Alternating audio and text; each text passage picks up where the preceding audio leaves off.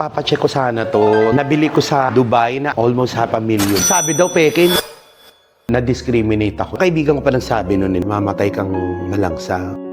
Nung bata pa ako, sasabihin nila sa akin na walang mararating sa buhay yan. Yes. Ayan, pariwara yan. Ayan, ang landi yan. Walang mararating yan. Nagtatanggal ka ng mga tinik. Magkano kinikita mo doon? 3 pesos. May naka one night stand ka daw sa showbiz, isang celebrity. Nagka-boyfriend ako 4 years kami. Masaya din naman. Nilawakan ko kasi yung pangarap ko. Ang sakit. Naging motivation ko yun. Hi, I'm Charo from Maddox Jewelry, your cheapest natural diamond supplier from the Philippines, trusted by many celebrities and known personalities. Another day, another diamond.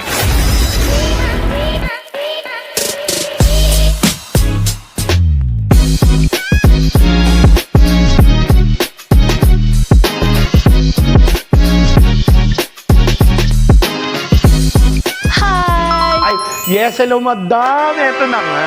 Eto, naglilibot-libot ako. Ang ganda po ng inyong shop. Salamat. Ang ganda-ganda, bongga. Walang tao. Nakauwi na sila lahat. Tayo na lang. Tayo na lang. Kumusta naman? Anong may paglilingkod ko sa'yo? Ay nako, eto nga madam. Kasi papacheck ko sana to. Nabili ko sa Dubai na alahas. Pero sabi daw peke. Hindi naman peke kasi parang bili ko rito parang nasa 400 to almost $500,000 na. Daw, bakit daw fake? Ewan ko dun sa ano. Parang binibili nila ng parang 25,000 lang. Hindi naman ako naniniwala. Kasi binili ko sa Dubai yan parang 3 to 4 years ago. Parang ang bili ko dyan nasa almost $500,000. So dito, binibili ng 25,000 4 karat na diamond yan. So buti, di mo binenta. Hindi ko binenta. Kinip ko na lang. So ngayon, anong gagawin natin dito? Gusto ko sanang gupit-gupitin nyo at gawing confetti. Hindi, ipapacheck ko sana. Gusto ko sanang ibenta na kasi feeling ko para kung santo papa pag suot ko yan. Sige, okay. Pa-check natin para naman, di ba, makampante ka kung talagang totoong natural diamond or hindi. Alam mo, unang ginagawa ko, Ano? Ay, inaamoy dapat amoy. May amoy, no? Oo, kasi nagkalkal ako ng basura sa labas. Ganun ba talaga? Pag hindi naman actually super accurate. Yun sa alahas, amoyin mo siya. Pag walang amoy, possible na ginto yun. Pero pag may amoy, di ba alam mo yung amoy ng mga steel, bakal, so yung mga silver, di ba parang meron malansa? Oo. O, duda ka na doon. Gaganunin mo muna. Yes. So, Ma'am Heda, i-check mo muna to, ano. Pero tingin ko naman na, that's gold. And then yung diamond, tingnan nyo. Yung diamond kasi, yung These are all princess cut. binenta sa akin yan. Tapos yung, alam mo, yung nagbebenta sa akin na taga Dubai, parang nagkagusto pa sa akin. Niregaluhan ako ng relo na may mga diamond din. Emirati. Oo, Emirati. Tapos sinuot niya sa akin, parang kunin mo na yan, bibigay ko sa itong relo. So kaya napabili ko. Nagsalita siya na Tagalog. Hindi. Parang ganun yung pagkakaano. Ganun sa masalita. Bibili mo na yan. Ganun. Naintindihan ko naman. Okay. Pero alam mo, ito, seriously, ito, unang tingin ko pa lang, this is natural diamond. For me, in my own assessment. So, pero much better, ipapacheck natin Check sa mo. machine. Kasi, ang natural diamond, pag tinignan mo, ito medyo yellowish ng konti yung ibang bato. Tapos, may inclusion siya. Ang ibig sabihin ng inclusion, yung parang may dumi sa loob. Minsan, parang meron siyang feather, or meron siyang, basta kung anong mga dumi-dumi, yung mga fake diamonds, perfect siya. Yung puting-puti na maliwanag na halos wala kang makitang imperfections. So, ibig sabihin peki yun. Duda ka na doon. Duda na. Karamihan, mataas na percent, 90% ng mga natural diamond, talagang may inclusion. So ito, feeling ko nga talaga, this is natural. Oh, Ano, tingin ko. Pero much better, pa-check na lang din natin. Okay. Anyway, aside from that, bibili ka ng alahas or tumitingin. Actually, tumitingin ako kasi nakita ko ang mura eh. This is natural diamond. Ang ganda. Eksakto lang. Ito, ang ganda nito, madam, sobra. Mahilig kasi ako sa ganito, yung mga... Yan yung studs. Oh, studs. Ito yung sinasabi ko sa'yo na outside. Ito yung suot ko, the same siya. So, ito yung sinasabi ko na pag bumili ka nito sa amin, napakamura lang talaga ng presyo. Outside is very, very expensive. Ilang ano yun? This is 1 karat na buo. That's 1. Tapos ito naman 1. So 2. Pero because sa gold setting, tingnan mo, mukha siyang mas malaki. Because may ginto na nakapaikot sa bawat bato. Ang ganda. Ang presyo niyan only 115,000. Ang mura. That's natural diamond. Kabibili ko lang dahil pala ito na lang binili ko. Tiyan.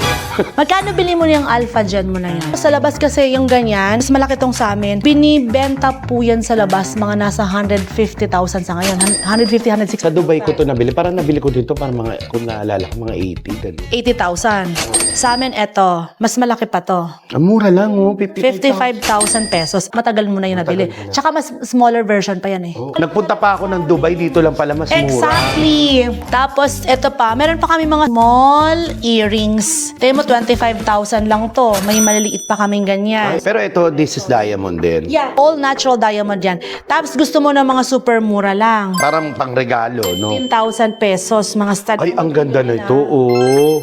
15,000. And then, eto, gusto mo ng kakaiba. Ano yan? Natural blue diamond. Wow. That's only 12,800 ah. Ang ganda. Blue diamond. That's natural. Naka-blue diamond. Problema, di yung pansin sa tenga mo eh. Oo. Siguro lalagay ko lang sa ilong. Meron kaming white gold din. Uy, ang mura nito ha. Ang mura nito. 12,000. 12,000 lang. Ay, Solitaire ring naman. etong gusto ko yan. Ay, ang 89,000 89,000. lang. Pero maganda ha. Pwedeng pang wedding ring. Yeah. Engagement ring. Engagement ring, no? Eto sa labas, they're selling this one mga nasa 901.1 million pesos. Oo. Isang buong bato. Uy, eto ang cute oh. Mura lang ha. Saka sa Oo. labas, tama yung sinasabi ni Madam, mas mahal nga. So, mas okay pala dito na bumili. Oh. Ito oh. Naku, babe, kung nanonood ka man, eto na. Nakita ko na yung para sa atin. Love ring. Love ring, 35,000 lang. Mura na. 1 carat yan ha. Kasya kaya yun sa'yo? Dito sa Ay, oo, kasya naman. Oh, sakto. Ay, maluwag na. Maluwag pa nga. Ito medyo maliit. Ang liit lang ba ang daliri mo? Dati kasi kung alien, madam. Hindi, pumayat ka na. Pumayat kasi ako ng nag-diet talaga ako ng bonggang-bong. Ay, oo nga, ang ganda. Sakto. Oo. Oh. Babe! May boyfriend ka ngayon? Medyo parang isang buwan ng wala. Pero meron ka? Nagka-boyfriend ako, 4 years kami. So, medyo ngayon parang, hindi kami okay. Ay, ganun. Bakit naman? Kulang yung sustento ko. Pero, hindi ko alam. Kasi, parang siguro sa time, kasi sa trabaho ko din, sa trabaho niya, call center kasi yun. So, hindi pinagtatagpo yung oras namin. Before ka na-discover sa pagiging pagiging artista, ang naging trabaho mo before, nagde-debone ka, nagtatanggal ka ng mga tinik. Ano ba yan? Tinik ng bangus. Yes, yung mga boneless bangus sa paligid. Magkano kinikita mo doon? Nung araw, parang isang pirasong bangus, 3 pesos. So, pagka naka 100 pieces ka, meron kang 300. So, the more na mas mabilis ka, mas malaki rin yung kikitain. Dapat mabilis ang kamay mo. Mabilis, dati. Kasi yun yung trabaho ng nanay at tatay ko. So, yung parang minana ko yun. So, habang lumalaki ko, nakikita ko yun. So, yun, tinuruan nila ako. Yun, ang tagal ko rin naging trabaho yun. Nakapagtapos ka ng pag-aaral. Hindi ako nakapagtapos. Kasi, alam mo yun, nasama ako sa mga Becky, rumarampa na kami nung araw. Siyempre, racket. Nung nakatikim na ako ng kita, ay parang mas okay na to. Di ka na bumalik sa Hindi pag-aaral. na ako nakapag-aral. Paano ka na-discover? Galing ako ng Itbulaga dati. So, jester. Ang trabaho ko talaga sa Itbulaga nung araw, jester. Ang jester, yan yung pagka-off-cam, kami nag-entertain sa mga tao para hindi sila antukin, kami nagpapatawa. O, papalakpak po kayo. Okay, ha? So, 1.5 year ng trabaho ko sa Itbulaga sa jester. Hanggang sa napunta ako ng Gandang Gabi Vice. As a jester din. Tapos nilalabas na ako ni Vice Ganda. Doon na ako na-discover. Ang pangalan ko pa dati nung Negra, hindi Negi. Kasi yung Negra bawal sa TV. So, ginawang Negi. Ano yung kumpara mo sa buhay mo before, nung nasa palengke ka, nagtatanggal ka ng mga tinik ng bangus, kumpara mo sa buhay mo ngayon? Noon kasi, ang simple lang eh. Masaya din naman. Hindi ko, sobrang saya rin nung nagbo-boneless ako ng bangus. Siyempre, kumbaga, nilawakan ko kasi yung pangarap ko. Kasi may na-experience ko sa lugar namin na na-discriminate ako eh. Paano ka diniscriminate? Dahil sa itsura mo o dahil sa hindi ka nakapagtapos ng pag-aaral? Parang kaibigan ko pa nagsabi noon, nakakasama ko. Sabi niya, kasi siya graduate, tapos professional siya na nag-teacher siya. So, sabi niya sa akin, hindi ka naman nag-aaral, mamatay kang malangsa. So, Ano parang, na-feel mo? Ang sakit kasi na parang, ganun. Ang sakit nun. Pero nagalit ako nung una, pero nung narinig ko yun, naging motivation ko yun. Hindi. Sinusumpa ko, hindi matatapos yung kwento ko na dito lang ako. Kaya lumabas ako dun sa comfort zone na yun. Nakakala ko nandun lang ako. Natambay lang, umiinom lang gabi-gabi, nagbo-boneless, kumita ng 1,000, ng sakto lang. Parang ganun. So sabi ko, ay hindi. Hanggang sa nakakilala ko ng mga ibang tao, napunta ako ng comedy bar. Na malaki pala yung mundo. Ang dami palang opportunities. Oo. Ngayon, nakikita mo ba yung kaibigan mo rin na teacher na nagsabi sa'yo? Isang beses, nagkita kami na parang siya, papasok siya ng work, tapos ako pa uwi galing trabaho. Nagdadrive ako ng sarili kong sasakyan, tapos siya naka-pedicab. Ano sabi mo sa kanya? Parang naano ako, sabi ko, ay, eto dati minamaliit ako. Pero ako ngayon, nagdadrive. Hindi naman po, ano yun, baka sabihin nyo, Di naman sa pinagyayabang. parang nung ano ko yun, nag-pray talaga ako, sabi, thank you Lord, ang bait mo sa akin. Alam mo ba yung mga kwentong nilalait? Minsan sila pa talaga yung nagiging successful sa buhay. Ganon din naman ako dati. Ganun, may nang ganun din sa'yo. Oo, marami. Nung bata pa ako, sasabihin nila sa akin na, ay yan, walang mararating sa buhay yan. Yes. Ay yan, pariwara yan. Ay yan, ang landi-landi yan. Ay yan, babarkada lang yan. Ganon. Walang mararating yan. Pustahan pa tayo. Pinusta pa ako. Pero alam mo, yung ganun, gawin mo motivation. Actually, nung time na yon, nung sinabihan ka nun, ako din, nung time na sinabihan ako, hindi natin masyadong dinidibdib yun. Di? Parang, nasaktan ka pero, okay. Pero di natin makalimutan. Hindi ko makalimutan. Until now, hindi ko makalimutan yun. Naging motivation ko yun. Saka nung dati, may mga friends ako na galing, kasi nung araw, pag nag-Japan ka, di ba? Nag-Japan ka rin? 2 beses. Okay. Entertainer, mga singer. Ano lang, nag-perform lang, pero hindi naman super. Eh, yung mga friends ko, ang gaganda mukhang babae nag-Japan. So, may nang laig din sa akin na hindi ka makakapag-Japan kasi hindi ka naman maganda, hindi ka mukhang babae. Kamukha mo si Blackjack, si LeBron James, ganun. So, yung nagsabi sa akin noon, ano na siya ngayon transgender na eh. Eh ako hindi naman ako transgender eh. Transformer ako.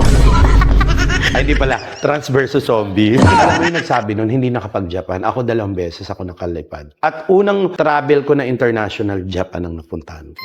Ngayon ba, na nandito ka na sa posisyon na to, ang dami bang nang babash din sa'yo? May mangilan-ngilan, lalo sa social media, sa era natin. Maganda ka daw, ganyan. May mga nagsasabi naman, sinasabi ko lang, kayo naman, malit na bagay napapansin ninyo, napabayaan ko na nga yan.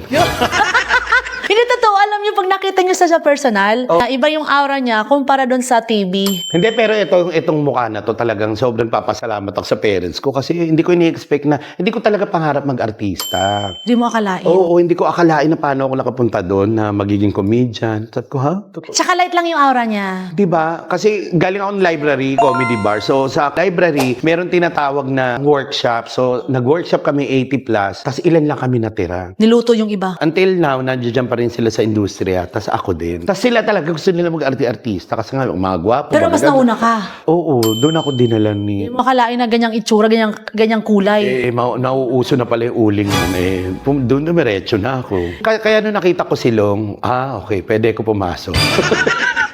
But eto, seryosong tanong to. Oh. Kasi may nabasa ako. Di ko lang po saan namin nakita. May naka one night stand ka daw sa showbiz. Isang celebrity. Kailangan itanong dito yan. It's up to you kung gusto mong sagutin. Well, okay lang naman kung halimbawa kaya mong sagutin. Hindi, ako naman, sasabihin ko, meron naman. Pwede bang sabihin mo sa amin? Pangalanan ko talaga, madam. Kung okay lang naman, pero kung hindi, it's okay pa rin. Hindi, sige, papangalanan ko. Anong pangalan ng showbiz? Isang celebrity na nasa showbiz, lalaki na naka one night stand mo. Sagutin ko talaga. Hindi, nakatrabaho ko kasi to. Matagal kami nagsama. Bigla-bigla, hindi ko akalain na may... May lumabas na ganong write-ups ata yun. Hindi, totoo naman kasi. Nangyari talaga yun. Na, yun, isang gabi, actually naulit pa eh. Si Long Mejia. Silang Mejia? Oo, naka one night stand ko. Saan nangyari? Pumarty kami, nakatayo lang kami.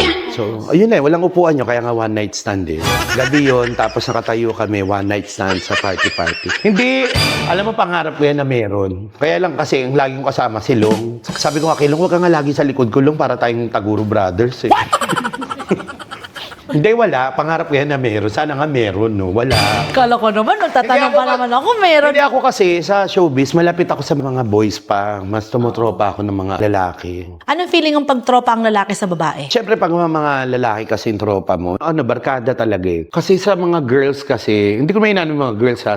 May mga kaibigan. Maarte. Yes, may mga, hindi naman may mga ano. May mga tulad ko rin na bakla-baklita din. Oo. Ako kasi halo eh. May babae, may lalaki, may bakla. Pero siyempre, sa Becky, mas malapit ako sa mga lalaki. Oo. Minsan nga nagsusukatan pa nga kami. Oo, nagpe-pretend akong lalaki. Pag lalo sa CR, parang laki niya na. Pag nakita yung akin, tatay mo nga pala. Oo, ang laki kasi nito. Pinatong ko to sa lababo, nabasag yung tiles. Wow!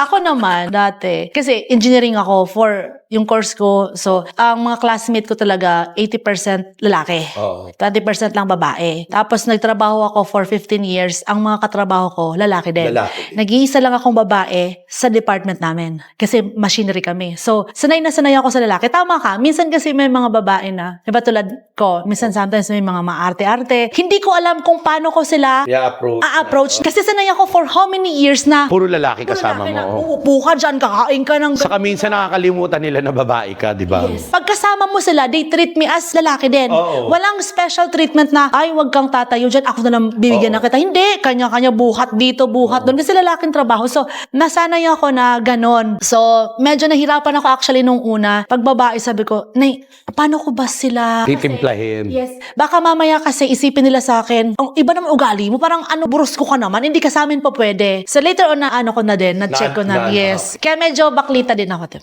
Pero mas masaya ako kung bibigyan mo ako ng discount. Sige, bibigyan kita ng discount. Yun, oh! Nako, salamat, madam. Ay, hindi lahat ng baka mamaya, i-bash na naman ako social media. Alam mo, sinasabi nila, unfair. Kasi dyan ang in-entertain ko lang daw celebrity. Hindi po. Ito actually, ito na yung price niya. Actually, discounted na to. Pinaliwanag. Discounted na siya. Mura na. Di ba? Kasi kung bibili mo sa labas, mahal talaga. Pero dito, discounted na. Kasi kaya naman ako bibigyan ng discount ni madam. Alam mo, nirenovate ko yung bubong niya sa taas. Ang hirap kaya, no? Nagpalit ako ng bubong. Ay, meron ka palang negosyo mo ngayon. Punta kayo sa Negis Bar. Ayan, sa May Nabotas po yan. Tapat lang po ng munisipyo. Malapit lang po yan. Punta kayo. Ang saya-saya. Paano nila malaman na yun na yun? Sundan nyo lang yung wangwang ng mobile ng pulis kasi sundan nyo lang yung wangwang kasi pag alas 12 lang, halimbawa pumasok kayo sa Negis Bar, 5 kayo, lalabas kayo 3 na lang. Magsasakripisyong 2 kasi rumble na yun pag alas 12 na. The joke lang. Punta kayo Negis Bar, masarap pagkain doon. Ma'am Heda, kumusta na yung sing-sing? Ano yung verdict mo na dito? Unnatural diamond. O, sis, sabi ko sa'yo. Tsaka 18 karaton. So pag binenta siya, magkano na? Siguro, ngayon, depende kasi sa gold eh. Bebenta mo to? Hindi muna. Siyempre, keep mo muna to, sayang eh. Oo nga eh. Iba, tsaka ano to, mga nasa 19 grams ata. Pero pag binenta ko siya, magkano yung... Sa amin kasi, nagbebenta kami ng mababang presyo. So, medyo mababa ko rin ito mabibili. Siguro, mga bibilin ko ng mga Ah, okay. Ngayon, so, here, anong bibilhin mo? Eto gusto ko to, kukunin ko to. Eto. May pagbibigyan ka, no? Hindi, pag dumating siya, ibibigay ko na. At least nandyan na meron na. Ito, bibiling ko to. Ang daming bumibili nito for wedding ring, couple ring, band ring. Oo. Tapos, tingnan mo yung likod niyan, solid gold. So, eto, pwede mo siyang palagyan ng pangalan mo. Tsaka pangalan niya. Ito yan, bibiling ko to. Tsaka itong hikaw. Ito sana, kaya lang maliit sa akin. So, final na tayo. Eto kukunin. This one. And then, etong white gold. Sure ka na sa white gold natin. Oo, sure na yan. Another day. Another diamond! Thank you so much. Thank you, Madam Ann. Totoo lang talaga. Thank you. Oo. Salamat. Beautiful talaga siya sa personal. Diba? Oo. Napakalight lang ng aura niya. Oo.